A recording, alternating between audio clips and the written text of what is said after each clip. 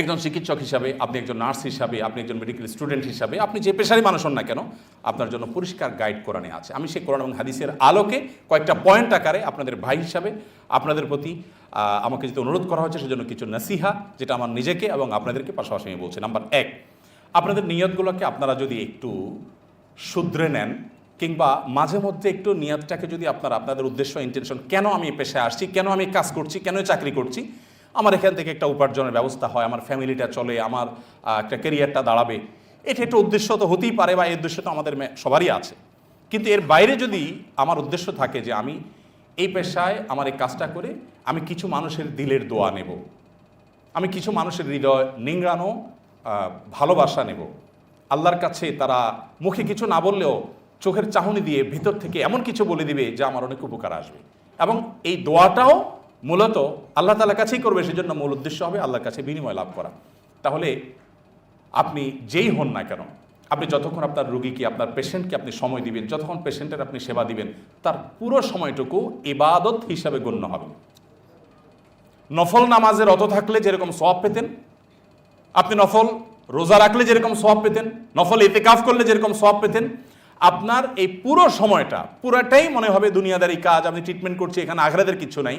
এই পুরো সময়টা আপনার সওয়াবে পরিগণিত হবে এবং পুরোটা আপনার আখিরাতের ব্যালেন্সে জমা হতে থাকবে। যদি আপনার উদ্দেশ্য হয় যে আল্লাহ, তোমার এই বান্দাকে আমি সার্ভিস দিচ্ছি, আমার পেশাগত দায়িত্বের বাইরে থেকে আমি তোমাকে খুশি করার টার্গেট নিয়ে আমি তাকে সার্ভিস দেওয়ার সর্বোচ্চ চেষ্টা করছি, উদ্দেশ্য যদি এটা হয়, ইন্নামাল আমালু বিন্নিয়াত, আপনার উদ্দেশ্যের উপরে ভিত্তি করে আপনার এই কাজটা সাধারণ চিকিৎসার কাজ হবে না, এটা তখন একটা ইবাদত হবে, এবং আপনি পুরো সময় জুড়ে ইবাদত করা কিন্তু সুযোগ পাবেন। আমি আশা করব সেই নিয়তটাকে আমরা ইনশাআল্লাহ বিদিল্লাহ খাঁটি করে নিব, নির্ভেজাল করে নিব, এবং আল্লাহর কাছ থেকে সওয়াবের আশায় আমি কাজ করবো ইনশাআল্লাহ।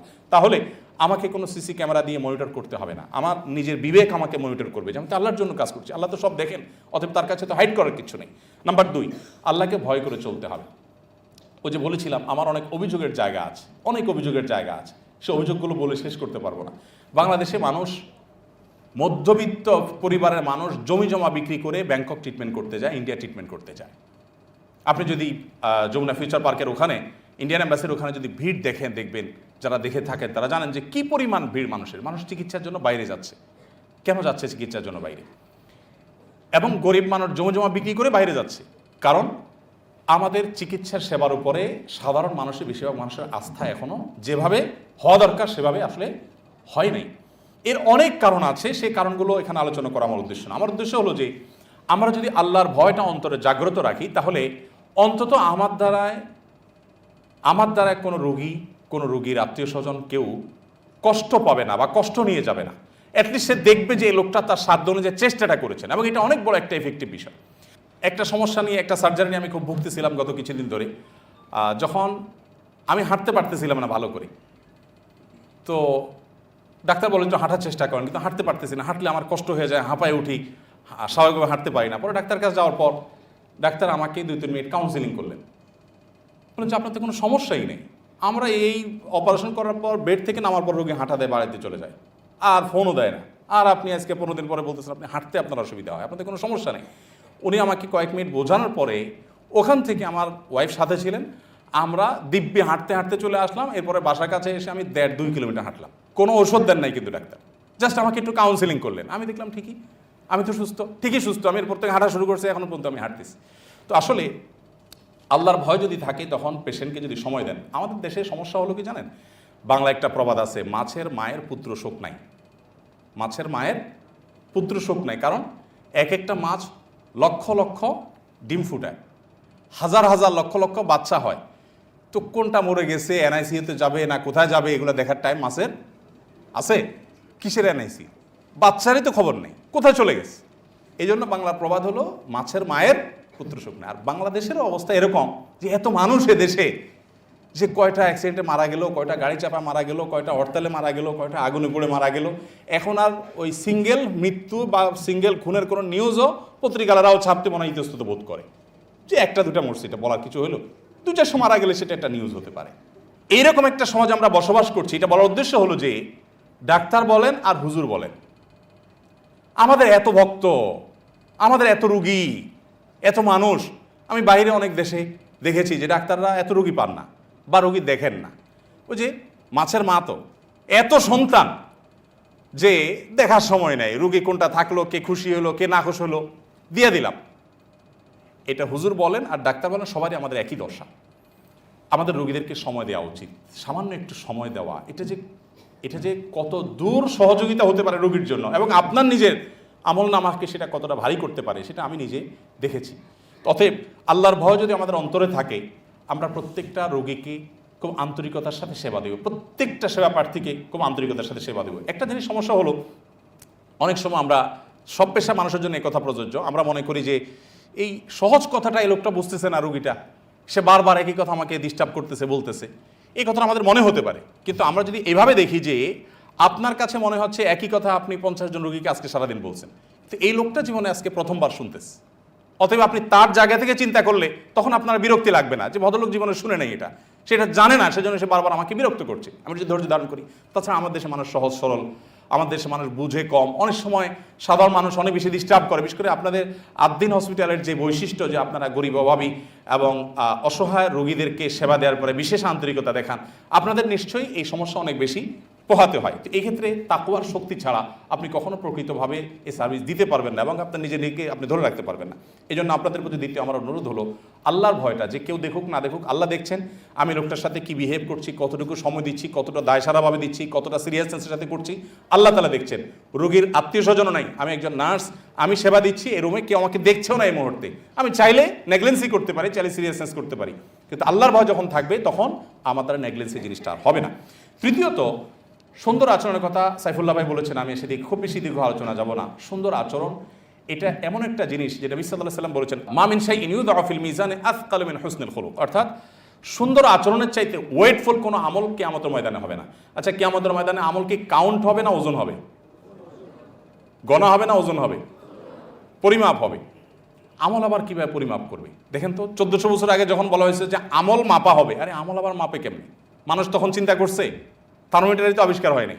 কিন্তু এখন আমরা সব কিছুই মাপতে পারি পৃথিবীতে, তাই না? তাপমাত্রা মাপতে পারি, সব কিছু মাপতে পারি, তাহলে আমল মাপা অসম্ভব কিছু না। যাই হোক, তো সবচাইতে ভারী আমল হবে কিয়ামতের ময়দানে মানুষের সুন্দর আচরণ, এর চাইতে ওয়েটফুল কোনো আমল হবে না। এই জন্য নবী করিম সাল্লাল্লাহু আলাইহি ওয়াসাল্লাম এই বিষয়টার উপরে খুব বেশি গুরুত্ব আরোপ করেছেন যে আমাদের আচরণ যেন সুন্দর হয়।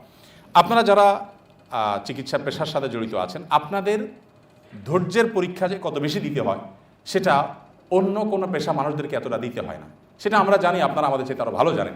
তো সেই জায়গা থেকে আপনাদেরকে বলছি, আপনাদের উত্তম আখলাকটা আপনার পেশেন্টকে আপনার প্রতি আস্থাশীল করতে অনেক বেশি সহযোগিতা করবে।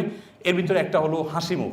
আমি দেখি যে অনেক চিকিৎসক আছেন যে শুধু একটু তার হাসি মুখ, সুন্দর ব্যবহার, এইটুকুর কারণে পেশেন্ট অর্ধেক সুস্থ হয়ে যায়, অর্থাৎ ডাক্তারের আচরণে অর্ধেক খুশি হয়ে যায়। কিন্তু আবার অনেকে আছেন, ডাক্তার বলে কথা, সব পেশায় এরকম মানুষ আছেন, হুজুরও আছি, আমার ঠোঁটটা কিসিমের, কোনো আচার আচরণ, কোনো সৌন্দর্য নাই, কিচ্ছু না, বলছেন আপনাকে পরে আসতে, হ্যাঁ আপনাকে এক কথা কয়বার বলবো, আরে চুপ করেন, আপনি বেশি কথা বলবেন না। আপনার বিহেভিয়ার কিন্তু তাকে অনেক দূর পিছনে ঠেলে দিতে পারে। এই জন্য সুন্দর আচরণ, মুস্কি হাসি এবং ধৈর্য এগুলো অনেক বেশি গুরুত্বপূর্ণ। 4 নম্বর, স্পেশালি আমি আপনাদেরকে অনুরোধ করবো যে সবসময় দিনই কাউন্সেলিং নিজেও গ্রহণ করবেন, পেশেন্টকেও দিবেন। একটা শুধু পয়েন্ট বলি, সেটা হলো তাওয়াক্কুল, আল্লাহর প্রতি ভরসা। আপনি যখন একটা পেশেন্টকে বলবেন আল্লাহ ভরসা, আল্লাহ ভরসা, ঠিক হয়ে যাবে ইনশাআল্লাহ, তখন কিন্তু সে মানসিকভাবে একটা আস্থা পায়, ভরসা পায় যে ডাক্তার সাহেব বলছে ঠিক হয়ে যাবে। ঠিক হওয়ার মালিক তো আপনিও না, আমিও না, আল্লাহ তাআলা ঠিক করার মালিক। কিন্তু আপনি তাকে বলেন ইনশাআল্লাহ ঠিক হয়ে যাবে, আল্লাহ ভরসা, টেনশন নেবেন না, আল্লাহর কাছে দোয়া করতে থাকেন, তাহলে বিরাট বড় একটা আস্থা পায়। আপনারা জানেন যে মানুষের শরীরে ইমিউন স্ট্রং করবার জন্য মনোবলের একটা বিরাট শক্তি থাকে। এই মনোবলটা তৈরি করার জন্য আমি যদি ওয়াজ করি 10 বার একটা রুগীকে, তার চাইতে আপনি একজন ডক্টর হিসেবে যদি আপনি বলেন যে এটা ঠিক হয়ে যাবে ইনশাআল্লাহ, কোনো ব্যাপার না, তাহলে এটা অনেক বেশি সহজ হবে। আমার যে অপারেশন হয়েছে এই গত মাসখানেক আগে যে কোনো একটা হসপিটালে, তো অপারেশনের পর যখন পোস্ট অপারেটিভ রুমে আমাকে রাখা হলো, আমি তো এমনি একটু একটু মানে কী বলে ওইটা, ওই যে সুতুরি টাইপের মানুষ আর কি, একটু বেশি ভয় টয় পাই টাইপের। তো আমি তো মনে করছি যে আমার পোস্ট অপারেটিভ রাখছে, তা আমি এখন মানে মরার কাছাকাছি আর কি, এই পর্যায়ে আছি। আমি ওইভাবে মেন্টালি মোটামুটি সবাইকে খুব আশপাশে রাখতেছি, বলছে আমার ওয়াইফকে একটু রাখেন, ভিতরে ঢোকার সুযোগ দেন, ডাক্তার সাহেব পাশে থাকেন, অমুক পাশে থাকেন। আমি অবস্থা খারাপ হয়ে যাচ্ছে, জি আমি কখন এখান থেকে বের হব, কী হবে আমার, আমি আদৌ বাঁচবো না, শেষ, কালিমা টালিমা পড়তেছি। এদিকে এক নার্স আরেকজনকে জিজ্ঞাসা করতেছে ওনার কী হয়েছে। এটা শোনার পরে সে বলতেছে মানে এমনভাবে সে একটা গাল ভেংসি দিয়ে ওই নার্স তার সহকর্মীকে বলল, আমি খুব অপমান বোধ করলাম যে এইটা নিয়ে আমি এখানে শুয়ে আছি, মানে এইটা কোনো রোগের মধ্যে পড়ে। এইভাবে সে মানে মানে আমাকে এত ইয়ে করলো, তাচ্ছিল্য করে বললো যে এই অপারেশনের জন্য এত ডাক্তার, 6 জন ডাক্তার ছিলেন ইয়েতে, অপারেশন থিয়েটারে। আমি বলছিলাম যে না, আমি কয়েকজন থাকতে হবে, ডিপার্টমেন্টের চেয়ারম্যান সাহেব থাকবেন, অ্যাসোসিয়েট প্রফেসর থাকবেন 2 জন, আরও থাকবেন, তো 6 জন ডাক্তার। আমার নিজের রিকোয়ারমেন্ট ছিল, আমি বললাম থাকবেন সবাই। তো এখন তাদের এটা বলার পরে আমি চিন্তা করলাম, লা হাওলা ওয়া কুওয়াতা ইল্লা বিল্লাহ, আমার তো লজ্জা হওয়া উচিত। এইটার জন্য আমি এত লম্বাভাবে টানটানে শুয়ে রচ্ছি, আমাকে 2 জন ধরে দাঁড় করাচ্ছে। আমি এরপরে বিশ্বাস করেন ওই নার্সদের কথোপকথন থেকে আমি এতটা সুস্থ হয়ে গেলাম, আমি বললাম আমাকে পার করেন এখান থেকে, আমি সুস্থ। মানসিক একটা বিরাট শক্তি তৈরি হয়ে গেছে। দেখেন, একটা নার্সের কথোপকথন আমার সামনে বলে নাই, পর্দার বাইরে তারা বলা বলি করতেছে, কিন্তু শোনার পর আমি চিন্তা করলাম, হায় হায়, আমার কোনো রোগী হয়নি আসলে হিসেবে। কত বড় দেখেন, আমাকে এর আগে প্যাথেরিন ইনজেকশন দিচ্ছে, দিয়ে বলতেছে আপনি ঘুমান স্যার। আমি কি ঘুমাও, ঘুম আসতেছে না তো। বলছে বলেন কি আপনি, এরপর ঘুম আসতেছে না আপনার? সেতে কিছু নাই তো, আপনার তো ব্যথা থাকার কথা না, ঘুম থাকার কথা না। আমি বলছি না, আমি শেষ হয়ে যাচ্ছি, আমি অস্থির। প্যাথেরিন ইনজেকশন যে কাজ করে নাই, নার্সের একটা কথা তার চেয়ে বেশি কাজ করেছে। বিশ্বাস করুন, এদেশে মানুষ অনেক সহজ সরল। আমি একজন আলেম হিসেবে আমি দেখেছি, সেদিন এক ভদ্রলোক যশোর থেকে আসছেন, স্বামী স্ত্রী 2 জন। আমি তখন অপারেশনে যাব, ডাক্তার অপারেশন থিয়েটারে অপেক্ষা করতেছে। আমি গাড়িতে উঠে গেছি, এটা প্রোগ্রাম শেষ করে। ভদ্রলোক ভদ্রমহিলা দুজন এসে গায়ের সামনে দাঁড়াইছে, থামেন, কী হয়েছে? বলো যে আমাদের মেয়েটা সুইমিং পুলে মারা গেছে, ওয়াইফ বলতেছে আমার হাজব্যান্ড আমাকে এখন তালাক দিয়ে দিবে, ডিভোর্স দিয়ে দিবে, আমার ত্রুটি কারণে হয়েছে, এসে এখন আপনি বললে সেটা শুনবে। আমি যতটুকু পারছি 2-4 মিনিটের মধ্যে বুঝাই দিলাম। এদেশে মানুষ এত সহজ সরল যে অল্পতে মানুষ খুশি হয়ে যায়, অল্পতে খুব বেজার হয়ে যায়। আপনি একটু যদি শুধু সময় দেন, একটু মুচকি হাসি দেন, আপনি সময় দিতে পারতেছেন না, মুচকি হাসি দিয়ে মানা করে দেন যে আমি এটা আমি আপনাকে সময় দিতে পারতেছি না, মানুষ অনেক খুশি হয়ে যায় এবং মানুষের অনেক উপকার হয়। আমি পেশেন্ট হিসাবে গত 1-2 মাস ঘুরে ঘুরে আমার অভিজ্ঞতাগুলো হয়েছে। ইনশাল্লাহ অন্য সময় যদি দীর্ঘ সময় পাই আপনাদের সাথে লম্বা চড়া আলাপ হবে। আমি আর এদিকে যাচ্ছি না। 4 নম্বর নাসিহাত আমার শেষ। আবার বলছি, 1 নম্বর ছিল নিয়ত থাকা যে আল্লাহর কাছ থেকে সওয়াব চাই। আমার ক্যারিয়ার, টাকা পয়সা এগুলো মূল না, আমার মূল উদ্দেশ্য আল্লাহর কাছে আমি সওয়াব চাই। এটা যদি করেন তাহলে আপনার এটা ইবাদত হয়ে যাবে। 2 নম্বর হলো আল্লাহর ভয়টা যদি অন্তরে থাকে, তাহলে সেক্ষেত্রে আপনার দ্বারা কারো কোনো ক্ষতি হবে না, আপনার দ্বারা সবার উপকার হবে এবং আপনি লাভবান হবেন দিন শেষে। 3 নম্বর হলো আপনার উত্তম আচরণটা আপনার রোগীকে অনেক বেশি কিউর হতে সহযোগিতা করবে এবং আপনার নিজের আমলকে ভারী করবে এবং আপনাকে সবচেয়ে জনপ্রিয় করবে আল্লাহর কাছে এবং মানুষের কাছে, সবার কাছে আপনি প্রিয় হতে পারবেন উত্তম আখলাকের মাধ্যমে। বিশেষ করে 2টি জিনিস বলেছি, এক হলো মুস্কি হাসি, সুন্দর করে হাসতে পারা মানুষের সামনে অনেক বড় একটা যোগ্যতা, এটা সবাই থাকে না। আমি নিজেও পারি না, সত্যি বলতে আমি চেষ্টা করি, স্ট্রাগল করি যেটা হাসি মুখে কথা বলি, এটা অনেক বড় একটা যোগ্যতা।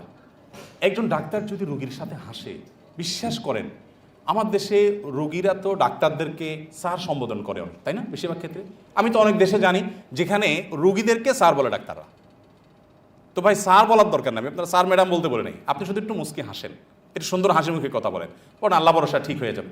সে ক্যান্সারের পেশেন্ট হোক, সে লাস্ট স্টেজে থাকা মানুষ হোক, আপনি আল্লাহর পরে কনফিডেন্ট রেখে পড়েন আল্লাহ তাআলা, আল্লাহ ভরসা, আল্লাহ তাআলা পারেন এমন কিছু নাই, ইনশাআল্লাহ ঠিক হয়ে যাবে। কত বড় একটা শক্তি যোগাবে এটা বলার পক্ষে রাখে না।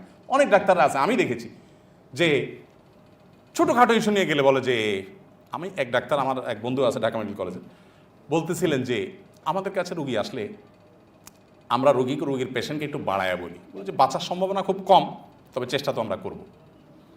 তাই বললাম এটা কেন বলেন? বলেন যে এটা বললে সুবিধা হয় যে রোগীর আত্মীয় স্বজন এরপর যখন বেঁচে যায় মানুষটা, তখন তার খুশির কোনো শেষ থাকে না। উল্টাপাল্টা সার্ভিস টুকটাক কিছু থাকলেও সেগুলো সে ভুলে যায়, সে মরা মানুষ জিন্দা হয়ে গেছে।